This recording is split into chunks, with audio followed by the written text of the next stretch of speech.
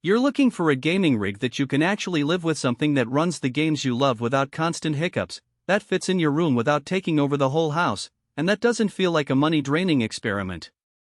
That hesitation you feel when a spec sheet promises RTX 3090 and i9-12900KF is real. You've probably seen a dozen videos that focus on raw numbers and wonder whether any of that translates to a smoother night in with friends, a stable VR session, or even just a reliable workstation for your side projects. Link is in the description if you want to check the product details on Amazon.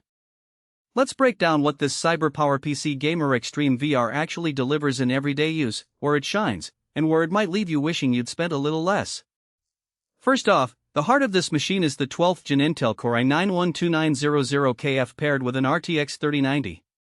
On paper that's a monster, and in practice it means you can crank 4K titles like Cyberpunk 2077 or Horizon Forbidden West to ultra settings and still see well over 60 frames per second.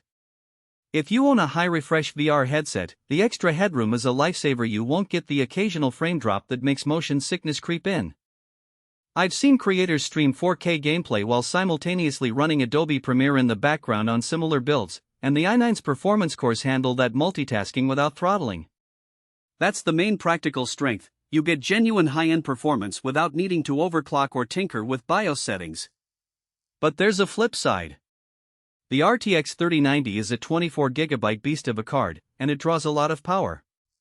The unit ships with a 850W PSU, which is adequate, yet you'll notice a higher electric bill if you leave it on for long sessions.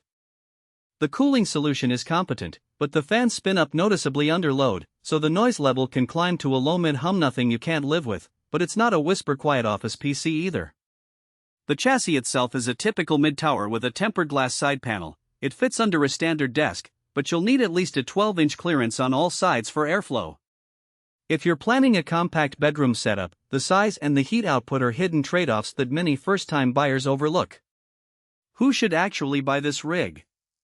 If you're a serious gamer who wants to dive into the newest AAA titles at 4K, or if you already own a VR headset and plan to explore high-fidelity experiences, this is a solid match. It also makes sense for streamers who want to run games, encoding, and chat overlays all on one machine without a noticeable dip in performance. The included 1TB NVMe PCIe SSD means load times are practically instant, and the additional 1TB HDD gives you room for a growing game library or media files. And the free lifetime tech support from CYBERPOWERPC is a nice safety net if you're not comfortable troubleshooting hardware yourself. On the other hand, if you're mainly playing 1080p or 1440p games, or you're content with 60 frames per second on high settings, you're probably overpaying for power you'll never tap.